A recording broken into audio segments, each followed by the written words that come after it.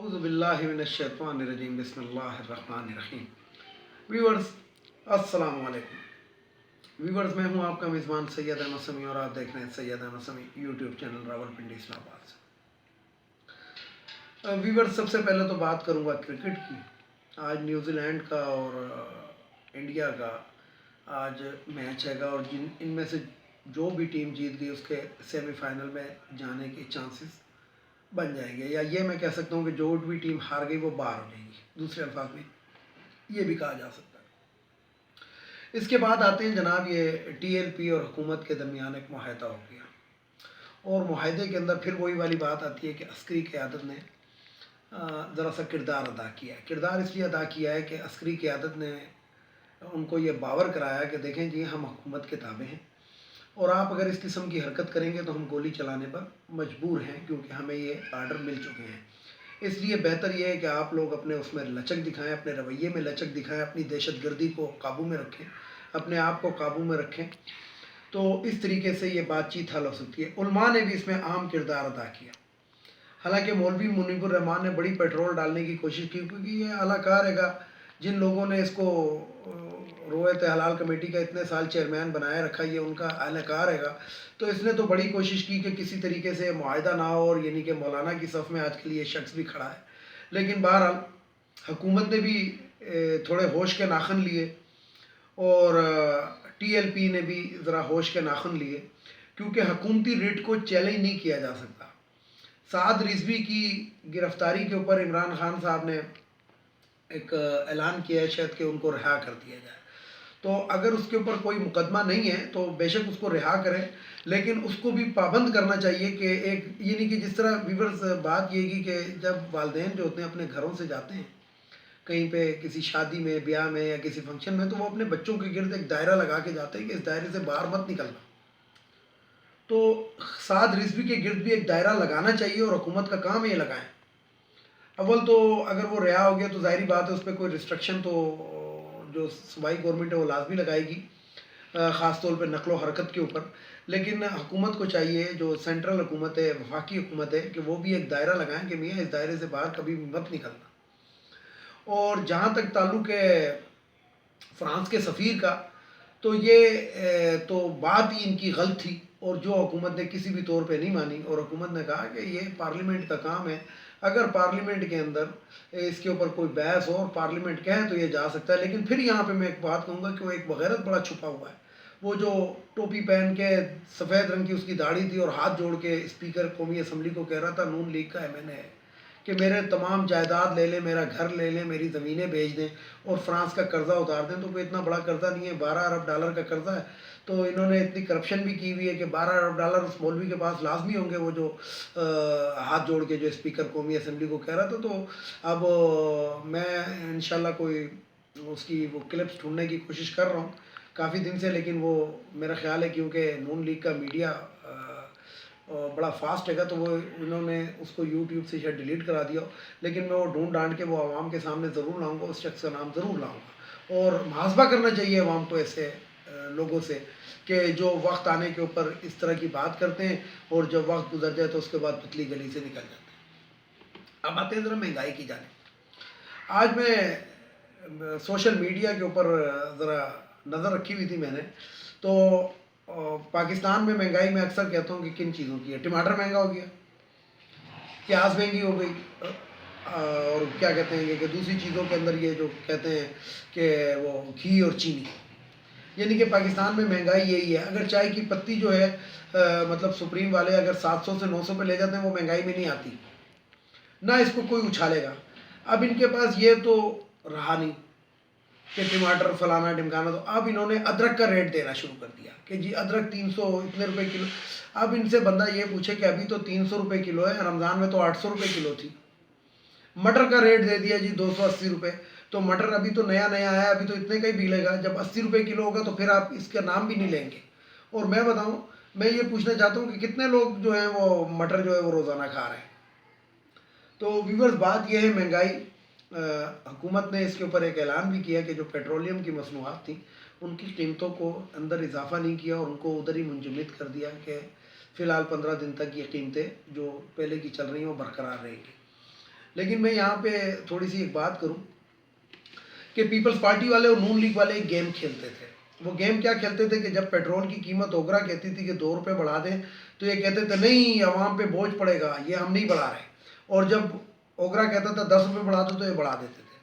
تو اس قسم کا گیم یہ موجودہ حکومت نہ کھیلے کہ اس ہفتے اس 15ویں دن کے اندر تو انہوں نے قیمت کا اعلان نہیں کیا، لیکن کہیں 15 کیا کہتے ہیں اسے نومبر کو بم نہ پھٹ جائے، کیونکہ جو یہ عوام ہے ہماری، اور عوام تو کیا جو یہ عوام کے جو خود ساختہ نمائندے بنے ہوئے ہیں جن کو عوام مسترد کر چکی ہے، جس میں مریم اورنگزیب کی طرح کے لوگ بھی ہیں، مریم صفدر کی طرح کے لوگ بھی ہیں، شہباز شریف کی طرح کے لوگ بھی ہیں، تو یہ جو ہے اس کو ایشو نہ بنا. حالانکہ دنیا کے اندر پیٹرول کی قیمتیں یا پیٹرولیم کی قیمتیں کہاں سے کہاں پہنچ گئی ہیں اس سے موازنہ کرتے ہیں تو ساتھ میں یہ بھی کہتے ہیں کہ جناب انگلینڈ کے اندر دیہڑی اتنی ہے.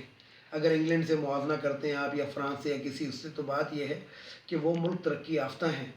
ان کے ملک کے اندر آصف علی زرداری یا نواز شریف کی طرح کے لوگوں نے حکومت نہیں کی، اس لیے وہ وہاں سے وہاں پہنچ گئے اور اس لیے ان کی دیہڑیاں اچھی ہیں. یہاں پہ تو دیہڑی دے بھی دو تو اگلا کام نہیں کرتا.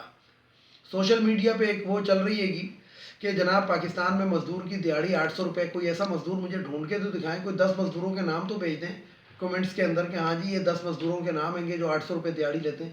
جناب پاکستان میں مزدور کی دیہڑی جو اس ٹائم چل رہی ہے وہ 1200-1300 روپے چل رہی ہے، اور جو مستری کی دیہڑی چل رہی ہے جس کو راج کہتے ہیں وہ 1700-1600 روپے چل رہی ہے. تو بہرحال یہ تو وہ باتیں ہیں گی کہ جتنی بھی کہی جائے، لیکن بات وہیں پہ آ جاتی ہے گی کہ لوگوں نے جنہوں نے نہیں ماننا انہوں نے نہیں ماننا، اور جنہوں نے ماننا ہے وہ جو سمجھدار ہیں گے ان کی آواز اتنی نہیں ہے گی کہ سارے لوگ سن سکیں. اب ذرا سی بات کرتے ہیں پی ڈی ایم کا آج کا موجودہ جلسہ، لیکن اس سے پہلے ایک اور بات کریں. آپ نے دیکھا ہوگا پرسوں جو تھا وہ سپریم کورٹ بار کے الیکشن تھے، اس کے اندر وہ جو خاتون تھیں کیا نام ہے ان کا جو وفات پا چکی ہیں، ان کا گروپ جو تھا وہ جیت گیا. وہ جب جیت گیا تو وہ یہ جو شہباز شریف ہے اس کے پاس باقاعدہ گئے تو شہباز شریف نے وہ 10-10 روپے والا گلاب کے پھولوں کا ہار بھی ان کو پہنایا. تو میں یہ کہنا چاہتا ہوں عوام سے کہ آپ اس سے اندازہ لگائیں کہ یہ جو بار ہے، بار کا کیا کام ہے کسی سیاسی شخصیت سے ملاقات کرنے کا، کس بیس پہ جا کے ملیں اور کیوں جا کے ملیں. اور ان کے ساتھ وہ رنگیلا بھی پیچھے کھڑا ہوا تھا، وہ جو کیا کہتے ہیں جو سابق صدر پاکستان کا بیٹا ہے یا پوتا ہے، تو وہ رنگیلا بھی ساتھ میں کھڑا ہوا تھا جس کو بریف کیس والے کا پوتا.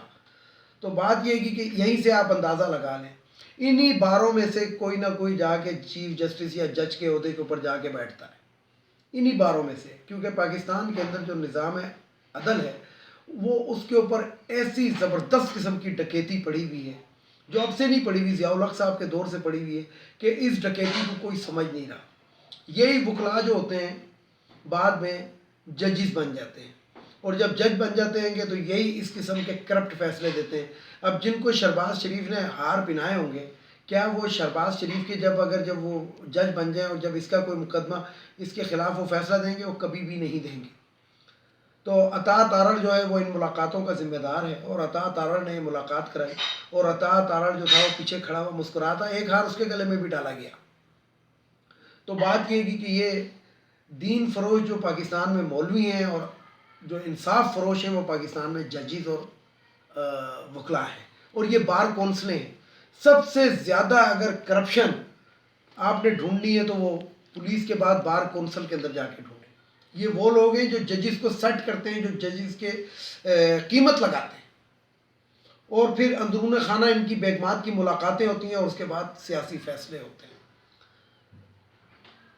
بڑی اس سے جسے کہتے ہیں کہ تیزی سے یہ شہباز شریف ہو گیا، وہ پہاڑی خچر ہو گیا، خاقان عباسی، اور یہ مریم اورنگزیب ہو گئی، یہ ٹی وی کے اوپر آ کے یا میڈیا کے اوپر آ کے یا پریس کانفرنسوں میں جی جو ان کا بیانیہ تھا حکومت کا احتساب کرنے کا وہ ڈوب چکا ہے. وہ ڈوب کس لیے چکا ہے؟ وہ ڈوب اس لیے چکا ہے کہ جب احتساب کے عمل کے اندر جب لوگوں کو سزائیں ہوئیں تو ہمارا لاہور ہائی کورٹ اور یہ جو اسلام آباد ہائی کورٹ ہے انہوں نے ان کو بیلیں دی. یعنی کہ اربوں روپے کا ایک شخص نے عوام کو اور اس ملک کو ٹیکہ لگایا ہوا ہے اور اس کو 50 روپے کے اسٹامپ پیپر کے اوپر ضمانت ملی. تو یہ جو شرمناک کام جو ہماری عدلیہ کے اندر ہوتا ہے، جس سے ہر پاکستانی کا سر جو ہے وہ شرم سے جھکا ہوا ہے، تو یہ نظر کسی کو بھی نہیں آتا. ہم حکومت کو تو کوستے رہتے ہیں، ہم ان عدالتوں کا کیا کریں کہ جو کرپشن کو جناب پروٹیکشن دیتی ہیں، کرپشن کو پروٹیکشن دیتی ہیں، اور ایسی پروٹیکشن دیتی ہیں کہ ایک چھوٹا سا ایک کیس ہے. یہ جو ایک لڑکی تھی، وہ جس کو اس کے اشنا نے یا آپ سمجھ لیں منگیتر نے یا جو بھی سمجھ لیں اپنے ماں باپ کے ساتھ مل کے مارا ہوا ہے، وہ کیس ابھی تک لٹکا ہوا ہے. اور بھرپور کوشش ہے یہ جو وکلاء ہیں ان کی کہ وہ اس شخص کو پاگل قرار دے دیں. اور جب پاگل قرار دے دیں گے تو پاگل کو تو پھانسی کی سزا ہو نہیں سکتی، عمر قید ہو جائے گی. عمر قید بھی میں سے بھی وہ باہر نکل آئے گا کوئی بانڈ شانڈ بھر کے، اور اس کے بعد وہ اس قسم کی پھر بھی مجرمانہ حرکت کر سکتا ہے. آپ نے موٹر وے والا کیس دیکھا ہوگا. موٹر وے والے کیس کے اندر جب اس کو پکڑا تو پتہ لگا کہ جناب یہ تو کافی وارداتوں میں ملوث ہے، اور اس سے پہلے بھی اس کو پولیس گرفتار کر چکی ہے اور عدالتیں اس کو چھوڑ چکی. نواز شریف کے آخری دور کے اندر 2 بھائیوں کو سپریم کورٹ آف پاکستان نے بری کیا تو پتہ لگا وہ تو پھانسی لگ چکے. تو یہ ہماری عدلیہ کا انصاف ہے، اور یہ ہماری عدلیہ میں انصاف کا معیار ہے. تو بات یہ بھی کہ جس کو جتنا کہو وہ اتنا ہی بڑا کرپٹ نکلتا ہے. اس کے اندر ایک اور خبر آپ کو بتاؤں کہ جو موجودہ حکومت ہے اس کے اندر پرانے کھلاڑی دوبارہ بڑی اسپیڈ سے واپس آ رہے ہیں. میرا اشارہ جہانگیر ترین صاحب کی طرف ہے. تو مقصد یہ ہے کہ پرانے کھلاڑی بھی واپس آ رہے ہیں. اب مسئلہ کیا ہے؟ اب اس لیے مسئلہ آئے گا کہ پرانے کھلاڑی بھی یہ سمجھ چکے ہیں کہ جناب ہم نے تو کرپشن کر لی، اور کرپشن کرنے کے بعد بچنے کا ہمارا کوئی چانس نہیں. تو اس سے بہتر یہی ہے کہ جناب یہ جو جرمانے ہوئے یہ دے کے اور اچھے بچے بن کے ہم باقی کی زندگی گزار لیں. میں نے اپنی ایک ویڈیو کے اندر کہا تھا کہ جہانگیر ترین کرپشن کتنے کی ان پہ ہے کہ انہوں نے چینی میں کک بیکس لیا ہوا 20 ارب روپے کی، اور ان کی آمدنی کتنی ہے 80 ارب روپے ماہانہ. اتنا خوبصورت جہانگیر ترین کا بیٹا ہے علی جہانگیر، جس کا فیوچر بھرا پڑا ہے، یعنی کہ آگے اگر وہ چاہے تو کیا کچھ کر سکتا ہے. تو 20 ارب روپے کے اوپر میں لعنت بھیجتا ہوں. ایسے 20 ارب جہانگیر ترین صاحب کو چاہیے تھا کہ اپنے بیٹے کی خاطر وہ 20 ارب روپے گورنمنٹ کو دیتے، خزانے میں جمع کراتے اور اپنے بیٹے کو کلین چٹ دلوا دیتے. کرپشن بھی آپ نے بیٹے کے نام سے کی، اتنا پیارا بچہ ہے آپ کا. تو پھر میں وہی والی بات کروں گا کہ جتنے بھی یہ سیاستدان ہیں، ججز ہیں، کرپٹ ججز ہیں، ان کو جنازے میں ضرور جانا چاہیے. نماز جنازہ پڑھ کے بھاگنا نہیں چاہیے. جب اس مردہ جسم کو قبر میں اتار رہے ہیں تو وہ ضرور دیکھا کریں کہ وہ ساتھ کچھ بھی لے کے نہیں جا رہا. جسٹس قاضی فائز عیسیٰ ادھر تو کسی نہ کسی طریقے سے بیوی کو سامنے لا کر بچ گیا، لیکن یہ بتائیں کہ قیامت کے دن کیسے بچے. سعد رضوی صاحب نے اسلام کا گیم کھیل لیا، ناموس رسالت کا گیم کھیل لیا اپنی سیاسی قد کو اونچا کرنے کے لیے. آخرت میں کیا جواب دیں گے؟ کوئی جواب ہے ان کے پاس؟ نہیں، ان کے پاس آخرت میں کوئی جواب نہیں ہوگا. جو لوگ مجھے کہتے ہیں کہ آپ غلط بول رہے ہیں، میں ان سے صرف ایک پوچھنا چاہتا ہوں کہ کبھی آپ مسجد کے اندر جا کر دیکھیں مغرب کی اذان کے اندر یا عصر کی اذان کے اندر 6 سے 10 افراد ہوتے ہیں یا زیادہ 2 صفیں بنتی ہیں. ہاں، جمعے کے دن تو جناب سڑک کے اوپر بھی آپ نے مصلی ڈالا ہوتا ہے. پھر یہاں پہ ایک بات آپ کو بتا دوں کہ یہودیوں کی کتاب میں لکھا ہوا ہے، یہودیوں پہ 2 کتابیں آئی ہیں، ایک کا نام توریت ہے، ایک کا نام زبور ہے. انجیل عیسائیوں پہ آئی اور قرآن مسلمانوں پہ آیا. تو یہودیوں پہ 2 کتابیں، آسمانی کتابیں آئی ہیں. ان کی کتاب میں لکھا ہوا ہے کہ جس دن مسلمانوں کے فجر کی نماز کی تعداد مسجد میں اور جمعے کی نماز کی تعداد مسجد کے اندر برابر ہو گئی، یعنی افرادی قوت ان دونوں وقتوں میں برابر ہو گئی، تو اس دن دنیا میں کوئی یہودی نہیں رہے گا.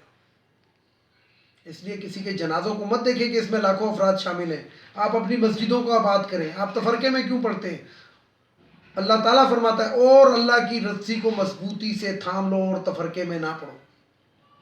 مسجد زرار گرانے کا رسول پاک صلی اللہ علیہ وسلم نے حکم دیا تھا، اس لیے کہ 72 لوگ منافقین تھے، ان کے نام لیے گئے تھے کہ فلانا بنت فلاں فلانا باہر آ جائیں. اور وہ 72 لوگ، اور آج آپ اندازہ لگا لیں کہ اسلام میں بھی 72 فرقے بن چکے ہیں۔ ویڈیو کو لائک کریں، شیئر کریں، سبسکرائب کریں، بیل آئیکن کے بٹن کو ضرور دبائیں تاکہ میری نیکسٹ ویڈیو آپ کو مل سکے۔ اور اس کے ساتھ ہی اجازت چاہوں گا، اجازت چاہنے سے پہلے میرے جو روایتی جملے، ایک تو ان افغانیوں کو ہمارے ملک سے چلا جانا چاہیے۔ ان افغانیوں کی میں بات اس لیے کرتا ہوں کہ آپ کو پتہ ہوگا، آپ نے دیکھا ہوگا کہ دبئی اسٹیڈیم کے اندر جب یہ ہم سے ہارے ہیں تو اس کے بعد انہوں نے پاکستانی گروہ پہ حملہ تک کیا ہے۔ اس کے بعد جناب یہ انڈیا والی گیم کھیلتے ہیں، جس طرح کلکتہ کے اسٹیڈیم میں انہوں نے آگ لگا دی تھی تماشائیوں نے، اور اس کے بعد کلکتہ کے 100-200 بندوں نے ایک اخبار پہ معذرت نامہ شائع کر دیا۔ تو یہ وہی لوگ ہیں، یہ منافقین ہیں۔ میں نے کل کی اپنی ویڈیو میں کہا تھا کہ پہلے نمبر پہ ہم نے اپنے دشمن کو ہرایا، دوسرے نمبر پہ ہم نے نیوزی لینڈ کو ہرایا، اور تیسرے نمبر پہ ہم نے منافقوں کو ہرایا، احسان فراموشوں کو ہرایا۔ تو یہ تین جو قسمیں ہیں گی، یہ احسان فراموشوں والی جو قسم ہے گی وہ ان افغانیوں پہ پوری اترتی ہے۔ دوسرا، خواتین کی مخصوص نشستیں قومی اسمبلی، صوبائی اسمبلی، سینٹ یہ ختم ہونی چاہیے۔ یہ پاکستان کے قوم پہ، پاکستان کے خزانے پہ بوجھ ہے۔ تیسرا، وہ جو بھگوڑا لندن میں بیٹھا ہے اس کو واپس آنا چاہیے۔ اور میں پھر ٹی وی کے اینکروں سے، تمام لوگوں سے گزارش کروں گا کہ جو اپنے پروگرام میں جس بھی نون لیگ کے شخص کو بلایا کریں، اس سے ضرور پوچھا کریں کہ ہاں یہ بھگوڑا کب آئے گا جو 28 دن کے لیے گیا تھا۔ شرم آنی چاہیے، ڈوب مرنا چاہیے ان لوگوں کہ یہ کیسے آ کے اس بغیرت کا ڈیفینڈ کرتے ہیں کہ جو 28 دن کے لیے گیا تھا اور آج سال سے زیادہ ہو گیا۔ اور پھر ان کے گورنر کے تو کرتوت آپ کے سامنے آ چکے ہیں۔ اور سب سے آخر کے اندر، عدالتوں کا کام ہے۔ اس بھگوڑے کو بھی عدالت نے بھگایا، اور یہ جو ننگا گورنر رہے گا اس کو بھی عدالت پروٹیکشن دے رہی ہے۔ عدالت کا کام ہے سو موٹو ایکشن لے اور اس کو عدالت کے اندر لے کر آئے، اور انصاف کا بول بالا کریں، کرپشن کو پروٹیکشن مت کریں دیں۔